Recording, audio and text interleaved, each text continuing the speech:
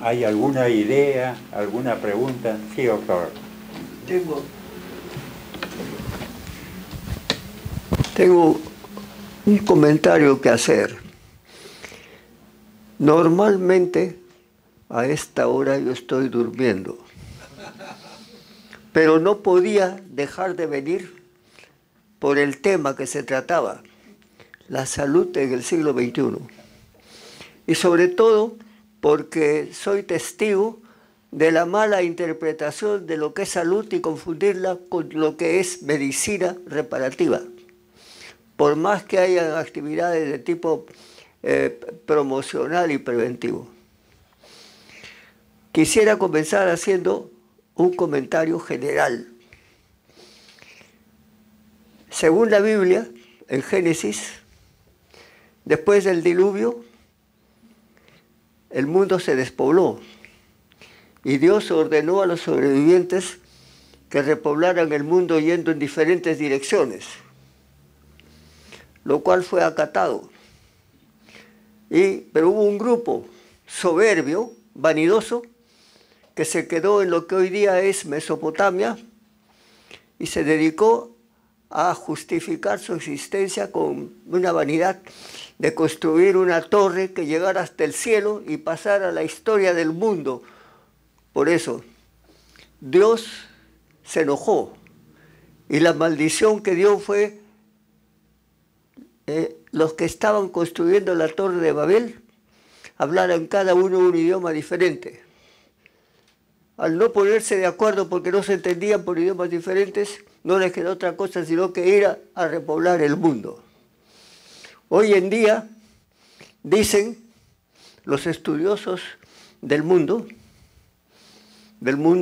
con una visión futurista, dicen que hay una maldición que es mucho peor que la maldición de Génesis. Y es lo que le llaman la nueva o neobabelización. Hablamos un mismo idioma, pero no nos entendemos porque cada uno le da un significado diferente a una misma palabra. He seguido muy de cerca, por mi inclinación política, y gracias a esa inclinación política y a otros factores, yo pude hacer cursos sin llegar a hacer el doctorado, pero cursos seleccionados del doctorado de Ciencias Políticas en la Universidad de Brasilia, en ocasión en que fui representante de la OMS en Brasil, después de haber sido durante 13 años subdirector general de la OMS en Ginebra y el coordinador general de la Conferencia de Alma Ata sobre Atención Primaria de Salud. Entonces, el problema es de que he seguido muy de cerca todo el proceso político de estas últimas elecciones, sobre todo para ver qué decían los candidatos, qué decían los comentaristas políticos. Y había una confusión completa. Es decir, hablaban de salud cuando se referían a atención médica reparativa, que son cosas completamente diferentes. Sin embargo, al final yo llegué a una conclusión. Kuczynski y los otros candidatos nunca hablaron de salud. Hablaron de atención médica reparativa, a lo cual le decían salud. Pero por otro lado, por ejemplo, Kuczynski estaba muy orientado a salud, porque aquí habló de cosas muy importantes. Habló de agua para todos saludable y habló del medio ambiente y habló de otros factores económicos. Entonces, hay que romper ese sentido de confusión entre lo que es atención médica reparativa y lo que es la salud. Son cosas completamente diferentes. La atención médica reparativa es una partecita de la salud, nada más que una partecita. Que hay que mejorarla, indudablemente, pero no resuelve los problemas. El mundo me dio la oportunidad, es decir, la suerte que tuve fue que por mi cargo y por las condiciones de mi cargo, cuando fui subdirector general de la Organización Mundial de la Salud, no quiero entrar en detalles de por qué fue esa suerte, pero me permitió, por ejemplo, visitar China 7 veces. Y en China me hablaron y pude comprobar también con otras fuentes de que hubo una época en que un emperador dijo, bueno, los médicos de la medicina china van a ser todos funcionarios del Estado de aquella época, de su dinastía. Y les vamos a fijar un sueldo muy alto. Los médicos felices, pero tienen que dedicarse a cuidar familias. Y los dispersó por todo el lado de su imperio en China para cuidar familias. Cuando terminó el primer mes de esto, los médicos felices fueron a cobrar. Y entonces dijeron, lo que pasa es que tenemos que descontar por cada muerto y por cada enfermo. ¿Ya? Entonces, ¿qué pasó? Los médicos tenían que dedicarse a que no se muriera la gente, a que no se enfermara la gente. Eso es salud. Que no se enfermen, que no se mueran. Y los factores que determinan la salud son factores que hoy día nadie los discute, aunque no los entienda, que son los determinantes sociales, económicos, de todo género. Entonces, la diferencia entre medicina y salud es una diferencia muy grande. La medicina es una partecita chiquitita de la salud, y la salud es un proceso muy complejo, muy complejo. A raíz de eso, vine muy interesado sobre todo en las presentaciones, y la presentación de Pilar. Y quiero felicitarla muy sinceramente, porque entró al campo de la salud, aunque con un enfoque un poquito médico, que es mucho mejor hablar de medicina con un enfoque un poquito de salud. Es decir, la medicina, por la formación del médico, que es un problema grave de educación, se ha degenerado a tal punto que yo lo he conocido como paciente. Yo tuve 2 accidentes de los cuales ando inválido en recuperación, en rehabilitación. Y me tocó ver hospitales, estar en hospitales. Se suponía que yo conocía hospitales porque había sido ministro de salud 2 veces. Pero nunca conocí los hospitales, los visité los hospitales. Uno conoce el hospital cuando va de paciente. Y tanto en un hospital de salud como el Rebagliati, hice un informe sobre eso que no le hicieron caso en las autoridades, como después pasé a raíz de la primera parte de mis 2 accidentes, fui al lugar más representativo, es decir, al Casimiro Ulloa. Entonces, paciente del Casimiro Ulloa y paciente de Rebagliati, me di cuenta de que el paciente no cuenta. Por fin conocí lo que era un hospital donde el paciente no es nada. El paciente, cuando estuve en el Rebagliati, el médico tenía que ir a verme de paciente. Me dieron una habitación especial, yo solo. La otra cama estaba vacía, cerca del puesto de enfermería. Pasaba el médico a examinarme, no me preguntaba nada de mí, ni de mi familia, ni de nada. Me pedía exámenes y después recetaba, sin comunicarse conmigo. O sea, mecánicamente, automáticamente. Diagnóstico sin preguntarme nada. Pero eso no era todo. Hicieron una interconsulta, alguien pidió una interconsulta. Y el médico de la interconsulta, Hospital Rebagliati, y esto hizo un informe para de salud, al cual no le hicieron caso. Es decir, me dijeron, va a venir a las 10 de la mañana el médico de la interconsulta. 10 de la mañana pasó, a las 11 de la mañana me levanté de la cama, salí a hablar en el puesto de enfermería y le dije, ¿qué ha pasado? El médico no ha venido. No, sí, doctor, si el médico ha venido. No puede haber venido. Sí ha venido. no me ha tocado la puerta, no ha abierto la puerta, no ha pasado por mí. A ver, vamos a ver. La enfermera fue al archivo de historias clínicas y estaba firmado que había pasado, que me había examinado y me había recetado. Eso es verdad, absolutamente verdad, que yo lo escribí. Y lo mismo en el Casimiro Ulloa. No sé si hay alguien acá que esté comprometido con esto, pero es preferible que lo sepan. Porque cuando uno quiere mejorar las cosas, hay que tener la valentía de denunciarlas y no quedarnos tranquilos. En el Casimiro Ulloa, el tratamiento era un tratamiento que no era un ser humano. Era un tratamiento, una pieza incómoda. Tanto las enfermeras como el médico. También me quejé y también hice un informe, que tampoco lo tomaron en cuenta. Entonces me trasladaron al Hospital Loaiza. En el Hospital Loaiza sí me atendieron como una persona, completamente diferente. ¿Ya?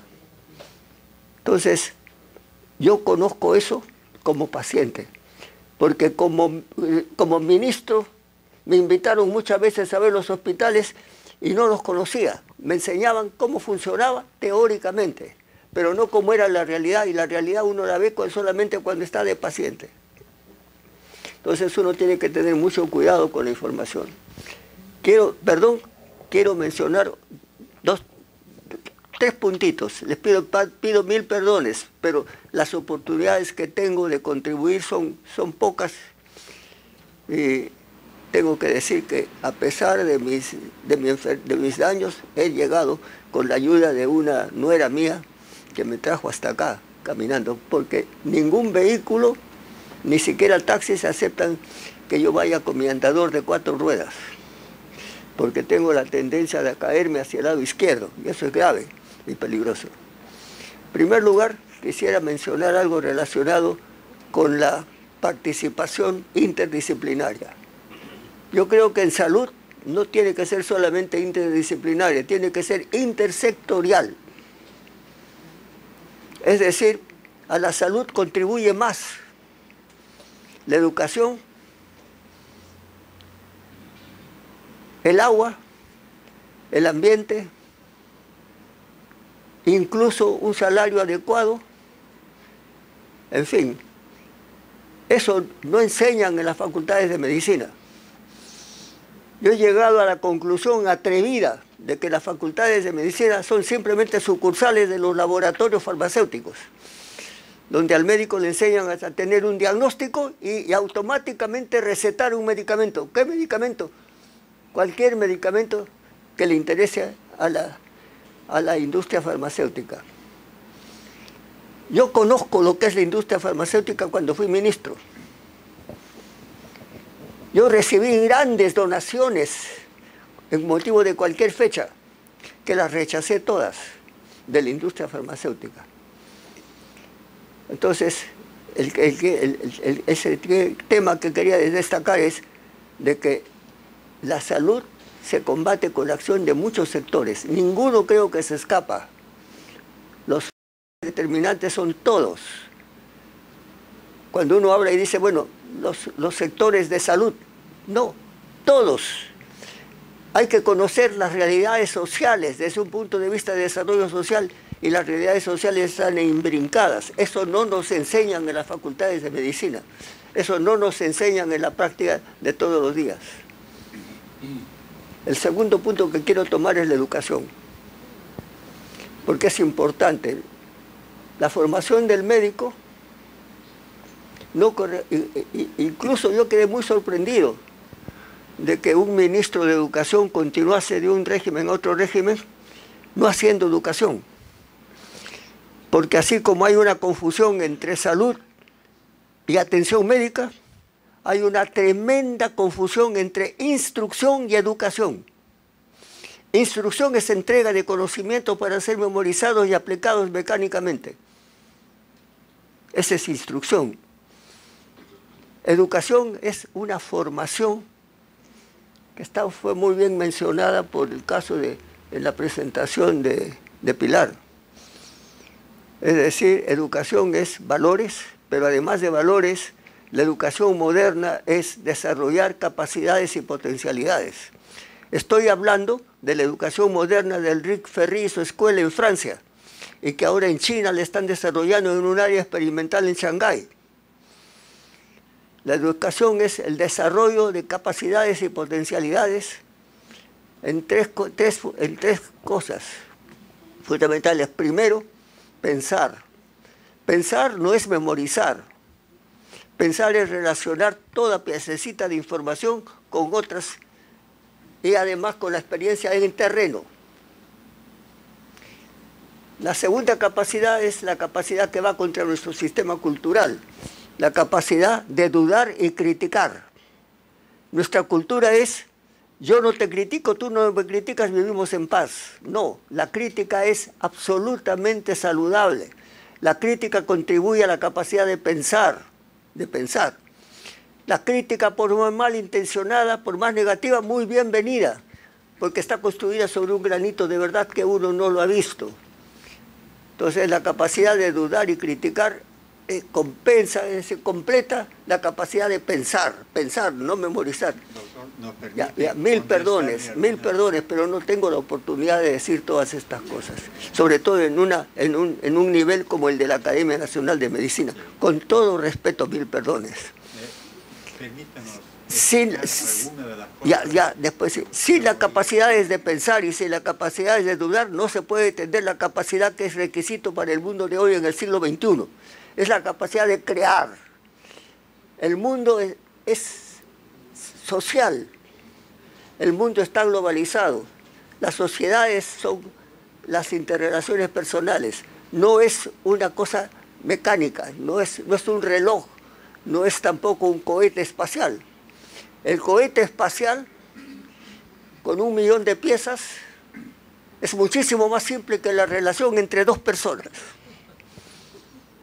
Esto está demostrado.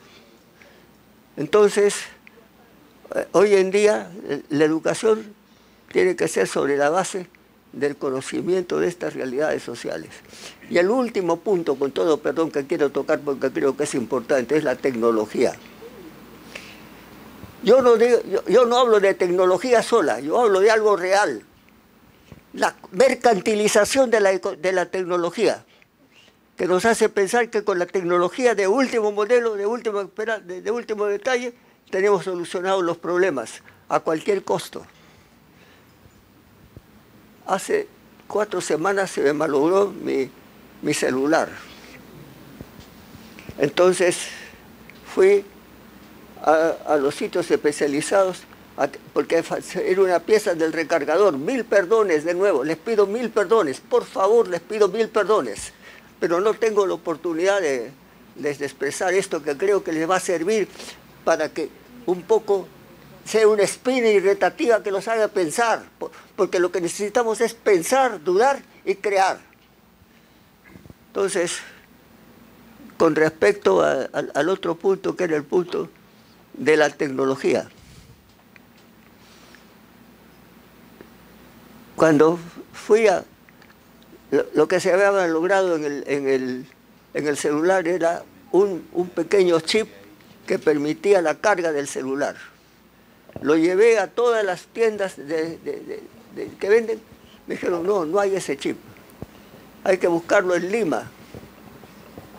Fui a todas las tiendas de Lima, tampoco hay. Hay que buscarlo en Estados Unidos. Escribí a Estados Unidos a un familiar que me consiguiera el chip. Familiar, después de 3 semanas, me dijo, ya no hay, porque me han dicho que tu celular es un celular que ya pasó los 2 años de duración. Y el mercantilismo de la tecnología es, no hay repuestos.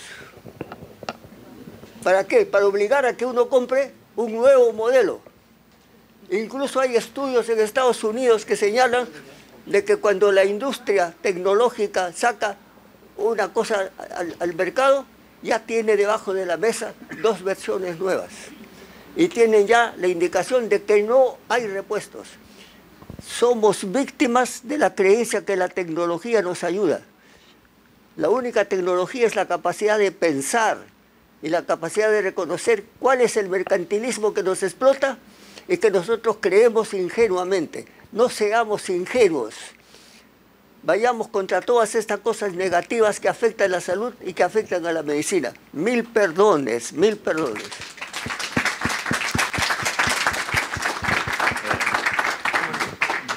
¿Desea, doctora, hacer algún comentario sobre las cosas que ha expuesto el doctor?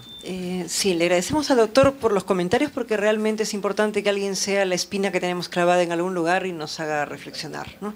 Creo que las experiencias de vida del doctor nos muestran que el statu quo es lo peor que puede existir y que si nos mantenemos siempre exactamente siguiendo lo mismo, las cosas no van a cambiar. Entonces, estamos diseñando un instituto de ciencias neurológicas para mudarlo de lugar, ¿ok? En otro lugar. ¿Qué estamos diseñando?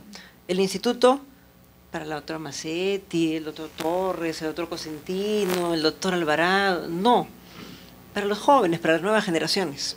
Entonces creo que tenemos que sacudirnos nuestros laureles y dejar el camino libre para las nuevas generaciones y las nuevas concepciones y el abordaje de lo que es la salud en el sentido más amplio, en el sentido del bienestar y el equilibrio, no solamente con el ambiente, sino el equilibrio espiritual, el equilibrio moral y todo lo que hace que una persona, un ser humano sea eso, una persona completa, como decía el profesor Cuba.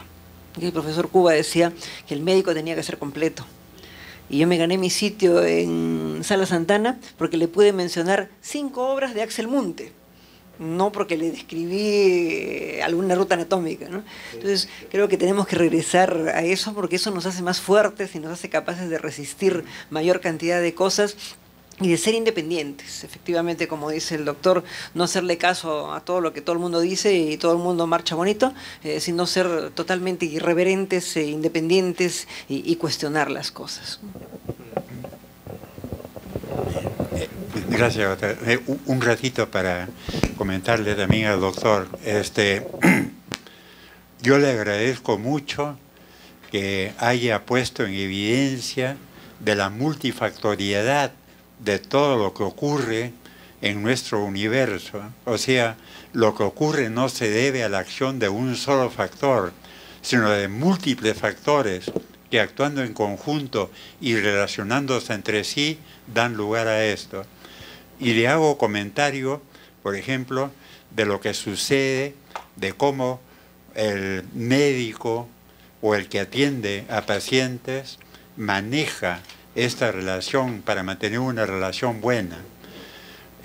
Yo no voy a mencionar nombres, pero tenía un alumno brillante que tuvo la idea de crear un instrumento para preguntarle a los pacientes en hospitales de quién era realmente el médico que los ayudaba o la persona que los ayudaba. Y el resultado que dio este trabajo que hizo, que fue su tesis, nos causó un poco de problema, porque hubieron muchos grupos que se resintieron. La inmensa mayoría de pacientes pensaban y reconocían como ayuda real a los que estaban estudiando medicina junto con ellos y que les explicaban las cosas para que estuvieran tranquilos, ¿eh? Y ponían en evidencia lo importante que era el apoyar a la persona dándole una situación de firme, o sea que podían salir adelante, luchar contra su problema, todo esto. Y para ellos, los médicos que trabajaban ya en cosas mucho más finas, ni los tomaban en consideración, porque no les explicaban a ellos cuáles eran las causas de su sufrimiento y todo esto. O sea, esto es la verdad. Yo le agradezco porque lo que ha explicado pone en evidencia la importancia de la multifactoriedad en las cosas que nos ocurren. Había una pregunta que el doctor quería hacer. Sí, doctor. No sé si...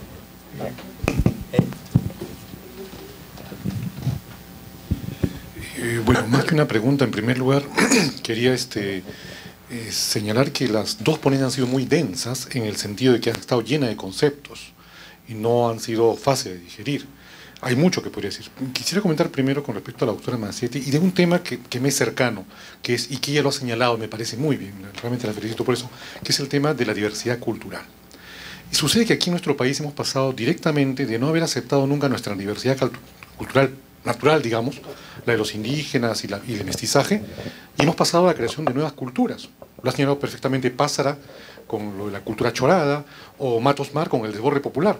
Y son culturas que no son producto de la naturalidad, digamos, de las etnias anteriores, sino de la interacción entre la sociedad y las nuevas tecnologías, y estamos entonces ahora en una multiculturalidad mucho más grande, sin haber resuelto el problema que debimos resolver mucho tiempo atrás de la interculturalidad natural.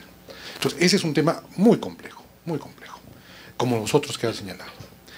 Con respecto a la ponencia del doctor León Barúa, él ha señalado muy bien lo que Laín Entralgo dijo sobre el sentido etimológico de diagnosticar, que es día, que en griego es día, pero no es un día de a través, es un a través que viene un poco de arriba hacia abajo.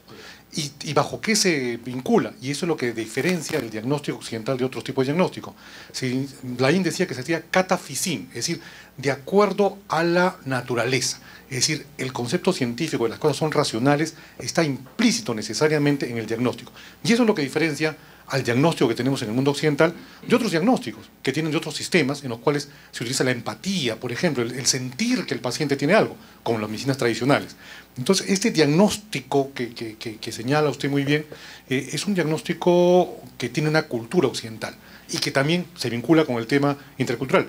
Hay otros diagnósticos que se forman por la empatía, el que tienen nuestros médicos tradicionales, por ejemplo, que sienten lo que tiene el enfermo, pero no han llegado a ello a través del pensamiento racional. Finalmente, en cuanto a una cosa que también se ha dicho, es decir, muchas veces hablamos de las mismas palabras, de las mismas cosas, pero hablando distinto. Y en eso solamente quiero señalar una frase del genial Bernard Shaw, que refiriéndose a Inglaterra y Estados Unidos decía, son dos grandes países separados por un mismo idioma. Sí, gracias doctor. Sí, esto de las culturas nacientes es de una riqueza tremenda. El problema que tenemos, creo yo, es que estamos cambiando tan rápido. O sea, cada vez los cambios son más rápidos, cada vez se integran más cosas y surgen cosas nuevas y realmente nos desborda, ¿no? Nos desborda.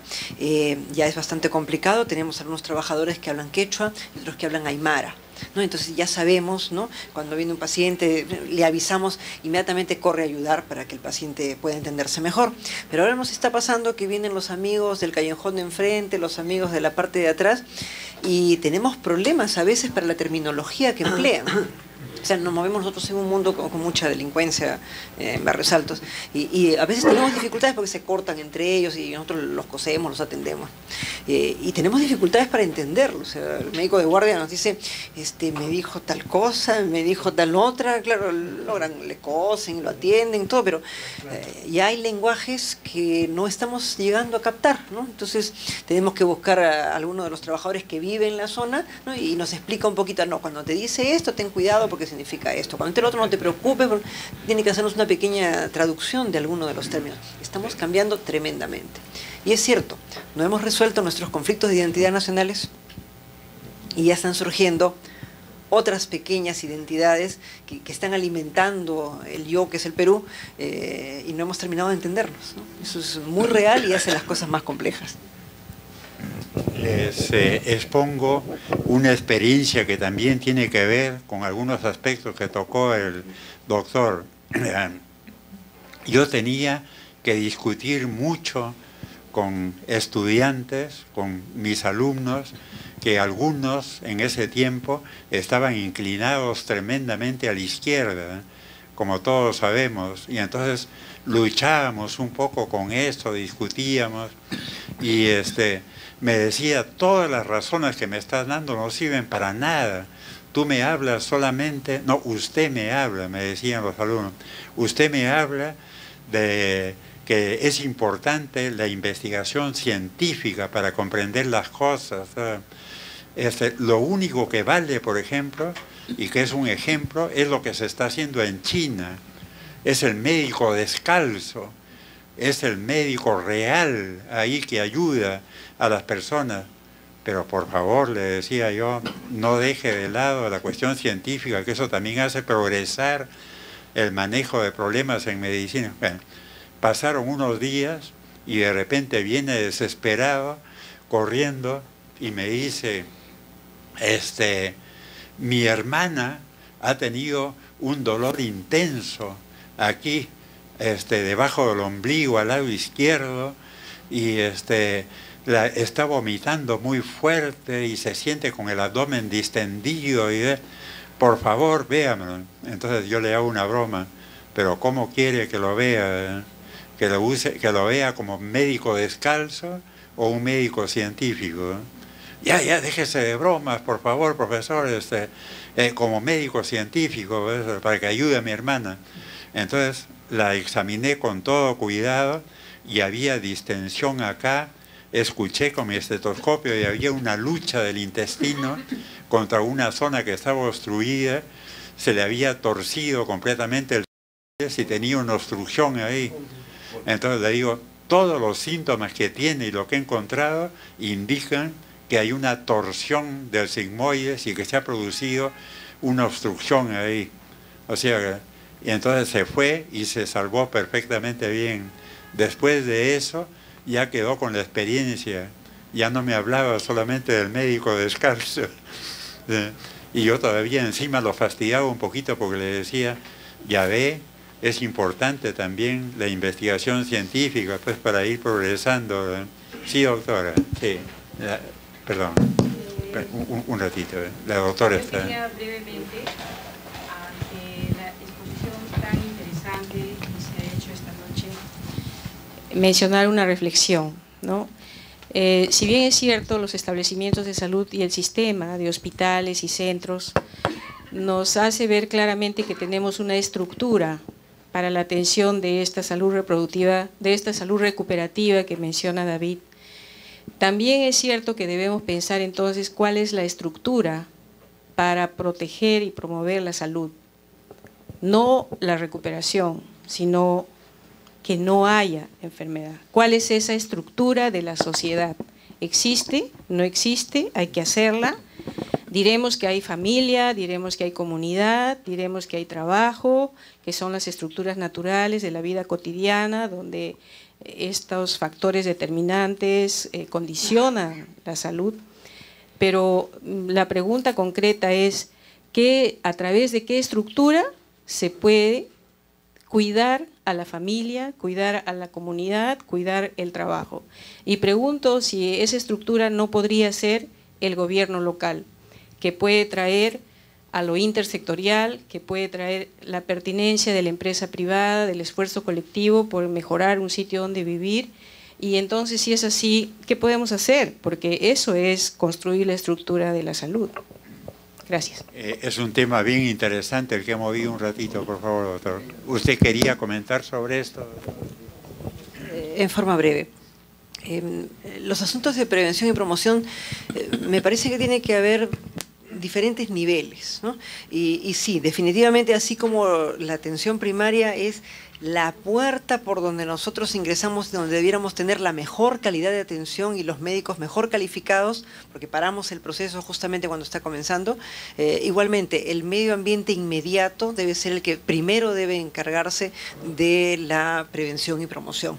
Al mismo tiempo que uno va para atención primaria, debiera tener allí la prevención y promoción para no volver a regresar.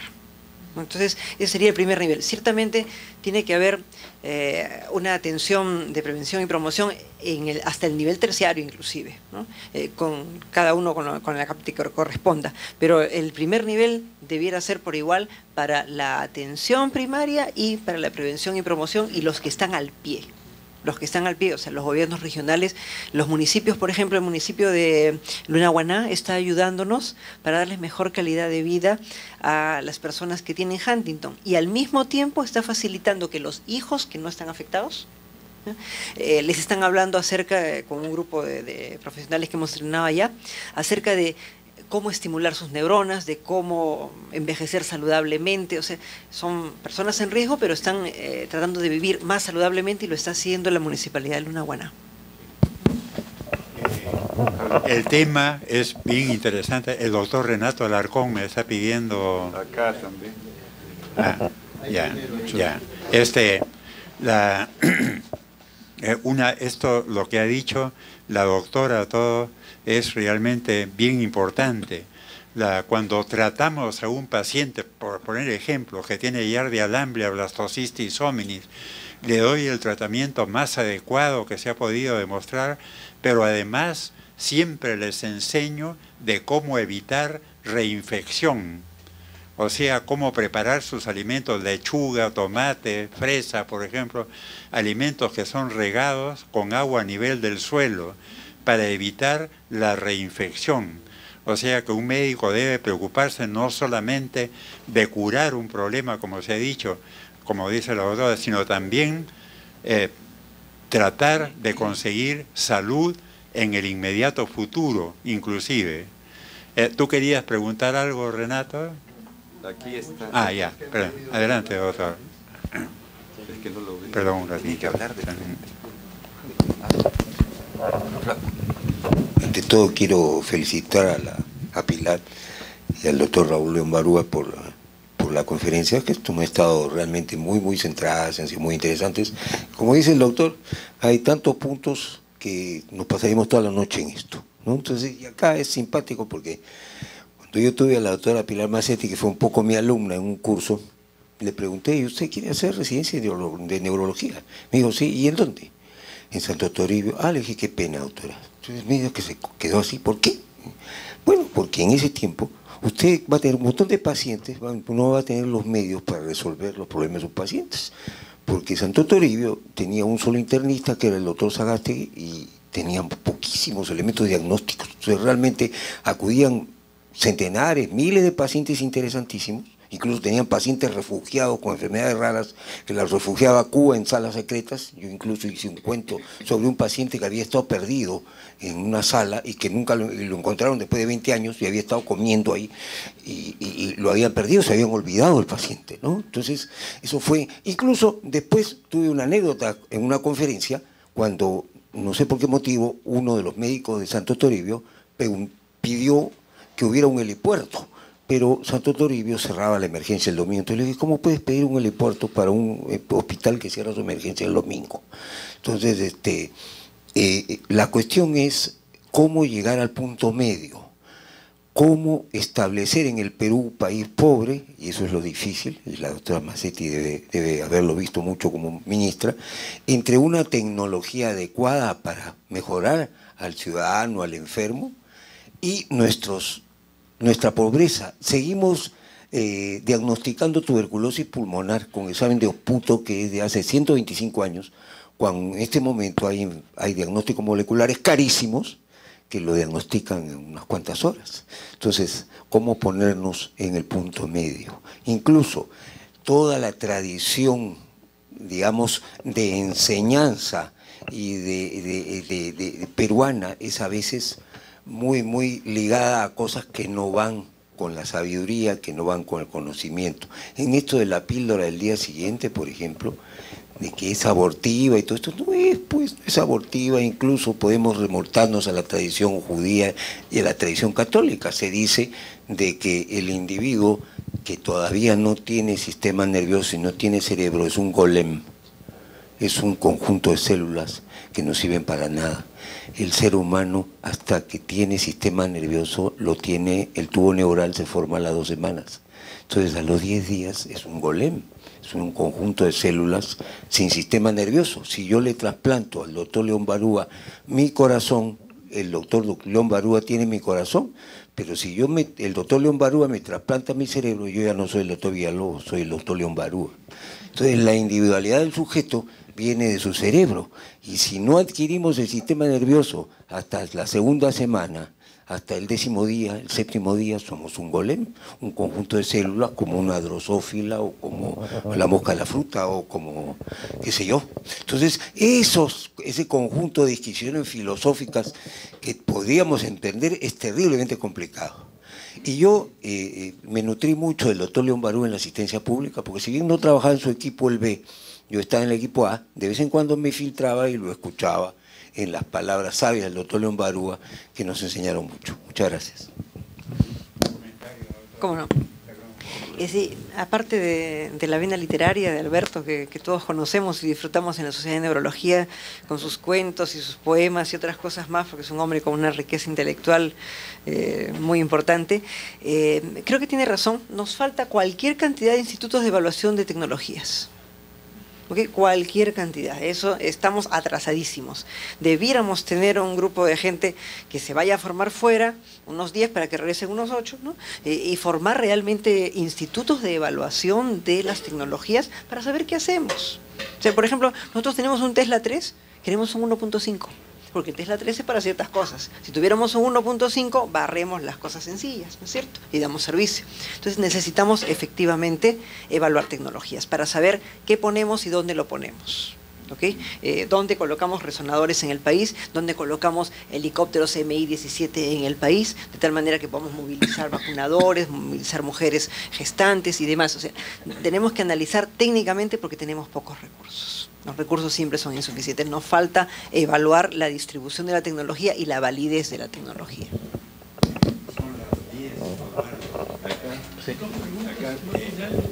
Entonces, una pregunta última. La pregunta última, doctor.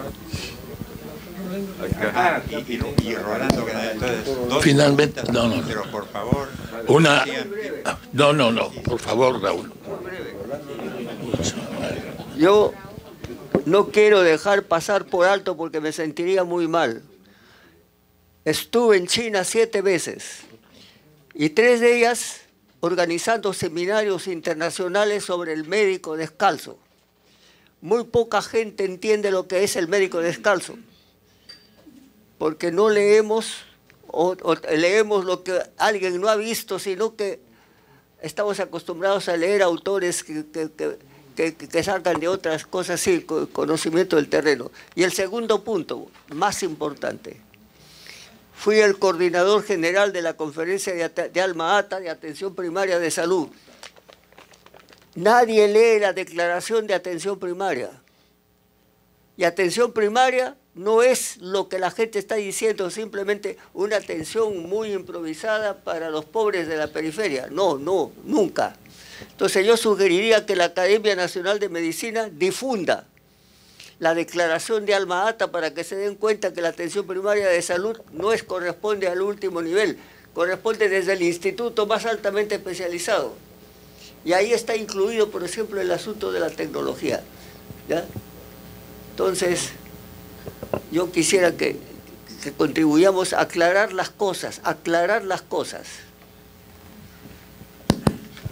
Cuando se hablaba del médico descalzo, en las discusiones que teníamos, los médicos descalzos no entraban en ciencia en absoluto. Tenían que solamente ayudar emocionalmente a la esta. Y esa persona a la que se le torció ahí completamente el sigmoides, con el sistema de método descalzo, de ninguna manera lo hubiera podido salvar. El doctor Rolando Calderón quería hacer una pregunta. Bueno. Perdón, sí.